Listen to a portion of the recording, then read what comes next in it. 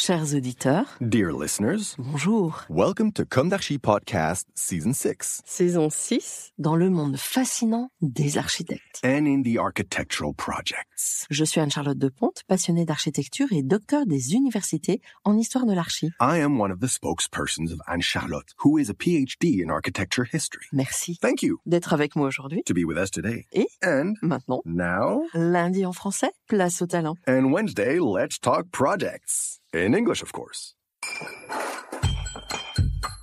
Bienvenue dans Comme d'Archi. Chers auditeurs, bonjour et bienvenue dans notre série d'été de la saison 6 de Comme d'Archi.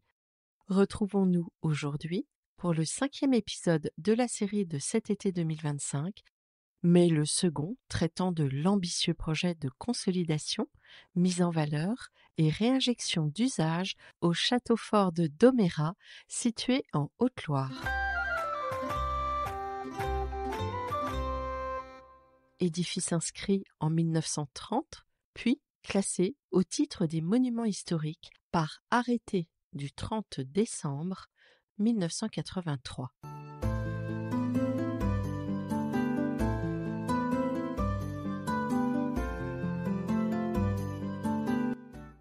Après la mise en exergue de la démarche de restauration, après la contextualisation et la chronologie du château dans l'épisode précédent, rentrons dans le vif du sujet. Le projet achève sa phase 1 de mesures strictement conservatoires, de sécurisation et d'entretien en 2025, tandis que débute cette même année la phase 2 de consolidation durable. Cette phase comprend des travaux prioritaires, actions à moyen terme, qui s'enchaînent, qui relèvent d'un parti pris de restauration du patrimoine en question. Elle doit s'étaler tout le long du projet, jusqu'en 2035. La phase 3, 2028-2035, comprend des travaux secondaires, la mise en valeur et d'aménagement scénique, des actions à long terme et suivant un parti architectural fort. Toutes les informations qui suivent sont issues du support de présentation du projet de mai 2023 réalisé par l'association Domérat Réinventé et l'architecte du projet, Christian Laporte. Phase 1. Les enjeux d'une campagne de travaux anticipés sont les suivants. Tout d'abord, neutraliser les périls éventuels d'effondrement de pans de maçonnerie en stabilisant les dernières zones d'élévation menaçantes est prioritaire. Inhiber les risques de chute de pierres et permettre la déambulation libre et sécurisée des visiteurs durant la période estivale est la seule assurance de la fréquentabilité durable du site. Permettre l'approche des maçonneries à tout type d'intervenants durant les travaux de consolidation durable et de mise en valeur ultérieure, associations, chantiers bénévoles sous l'Union Rempart, entreprises spécialisées, etc. est tout aussi essentiel. Enfin, limiter l'action des facteurs de dégradation naturelle de la ruine, lutter contre la perméabilité du site face aux intrusions indésirables, rendre lisible l'état sanitaire des maçonneries de l'enceinte extérieure pour la réalisation d'une cartographie des désordres. Le diagnostic complémentaire fait partie intégrante de cette phase 1 dont voici par ordre les priorités. 1. Dévégétalisation soignée des élévations de l'enceinte extérieure. 2. Vérification des étaiements à demeure et confortation complémentaire. 3. Purge ou refichage ponctuel d'éléments maçonnés en équilibre précaire. 4. Vérification des linéaires d'arase et stabilisation ponctuelle des glacis. 5. Reprofilage ponctuel d'arrachements verticaux. 6. Réparation provisoire des aménagements en bois existants notamment les couvertures. 7. Mise en place de dispositifs de mise à distance simples et anti-intrusion. 8.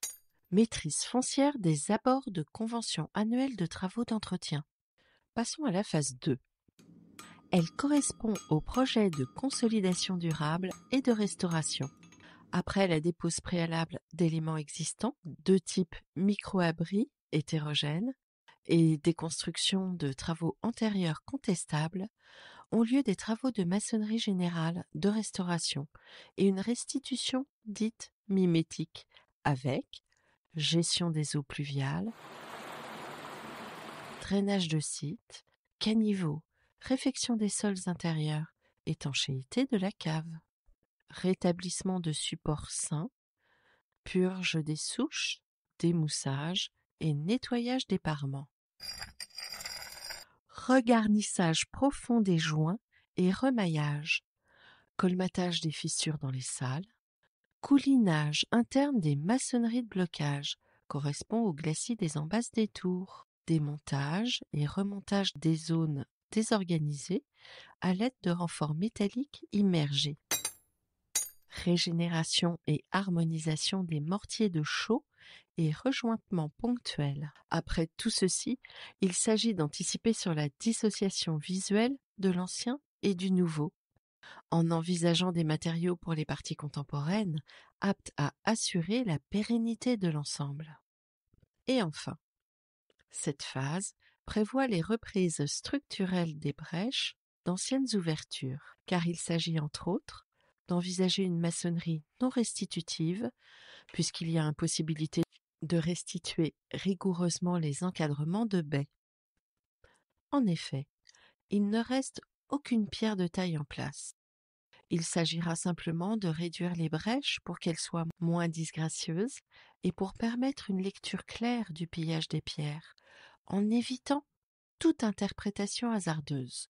Par exemple, en déduire qu'il s'agirait de bombardements. La solution retenue consiste à restituer une maçonnerie de moellon épousant le négatif des pierres de jambage disparues, évoquant ainsi le gabarit des anciennes baies disparues. Le traitement des arrière-voussures réalisé à partir d'une coque cintrée qui permettra de cadrer des vues sur le paysage. Concernant les restitutions de pans de maçonnerie disparus, courtines sud et ouest, il s'agit de restituer entre autres un volume plein et la forme forte de l'archétype du château médiéval, caractère monolithe du monument. Quand la béance est trop grande, rétablir une configuration de maçonnerie plus favorable à la descente de charge. La reconstitution de ces ouvrages en maçonnerie de pisé a pour but de rendre plus lisibles les dispositions originelles, l'organisation des espaces intérieurs du château et de rétablir des liens physiques entre les différentes parties de l'édifice. Concernant la protection des maçonneries aux intempéries, pour la tour des latrines, il s'agit, entre autres, d'une protection à l'action des eaux pluviales. Une fois ce cheminement établi, les conditions d'une pérennité de l'édifice seront assurées. Passons maintenant à la phase 3. Proposition de mise en valeur et d'aménagement scénique. Elle comprend l'évocation contemporaine du Châtelet d'entrée nord, pour restituer une certaine monumentalité à l'entrée principale, d'autant plus qu'il s'agit de la première séquence spatiale et la première impression pour un visiteur, mais aussi pour restituer les filtres défensifs de mise à distance, proposer aux visiteurs de faire l'expérience du franchissement en fonction de la lisibilité des vestiges archéologiques. Fossés secs, murs contre escarpe, en quasi pierre sèche, permettant ainsi de rendre compréhensibles les différentes étapes constructives et les modifications du système défensif, fossoyé du château au milieu du XVe siècle, transformation en véritable résidence aristocratique, et XVIIe siècle. Le point 2 de la phase 3 est la réinterprétation du dispositif d'entrée au corps de logis seigneurial. Le point 3 de la phase 3 correspond à la création d'un escalier hélicoïdal et de coursives de circulation aérienne, permettant d'offrir un parcours ludique et aérien, une vue 360 degrés sur le paysage lointain, avec une réinterprétation contemporaine du chemin de ronde sur les niveaux des mâchicoulis en saillie. Lecture du monument dans son territoire.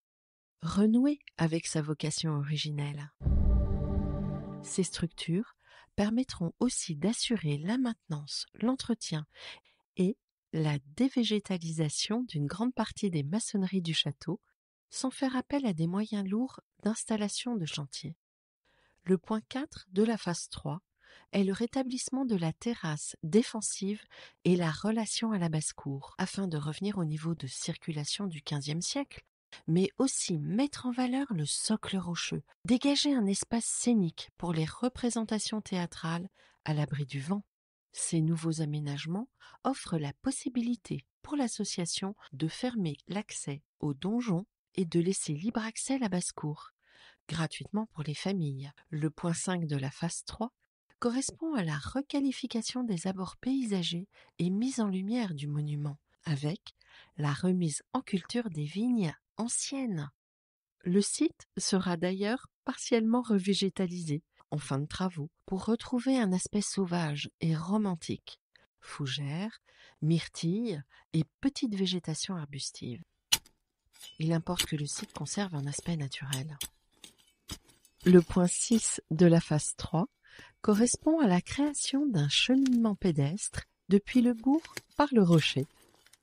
Le point 7 envisage l'élaboration d'un nouveau circuit de visite et programmation avec l'insertion d'une billetterie, des vestiaires, des sanitaires, des espaces d'exposition, de représentation théâtrale et spectacle, des gradins en circulation, points d'observation. Le dernier point, le 8, prévoit la mise en place d'une signalétique et de mobilier identitaire. Rendez-vous à coup sûr dans 10 ans au château de Domérin afin de voir enfin ce projet réalisé. Toutefois, n'attendez pas pour y aller et pour préparer votre visite, n'hésitez pas à consulter le site web châteaudomera.fr ou la page Facebook. Cet été, le personnage de Jean de Langeac vous accueille pour vous faire découvrir l'histoire du château à 14h30 et 16h30. Merci à l'association et plus précisément à Christian Poulet-Berger, mais aussi au Pays d'Art et d'Histoire du Haut-Allier et plus particulièrement à Marilyn Avon. Sans eux, ce témoignage d'un ambitieux et passionnant projet de restauration n'aurait pu vous être transmis. Même si l'on aime traverser ce genre d'endroit avec plaisir, comme des consommateurs d'histoire et de sensations, ce type de témoignage permet de rendre compte de tout le travail en amont et de se positionner un instant du point de vue des constructifs, afin de prendre conscience de toute l'intelligence, de la passion et de l'énergie injectée dans ces projets. Chers auditeurs, merci pour votre écoute. Retrouvons-nous la semaine prochaine pour un nouvel épisode d'été de Comme d'Archi, portant sur un nouveau sujet. D'ici là, prenez soin de vous. Au revoir.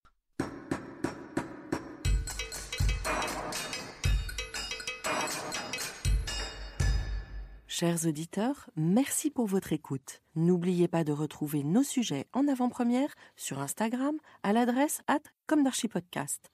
Si vous aimez ce podcast, favorisez sa diffusion en lui donnant 5 étoiles sur Apple Podcast, plus un petit commentaire, ou sur votre plateforme de podcast favorite.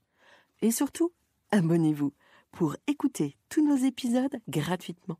À bientôt, et d'ici là, prenez soin de vous.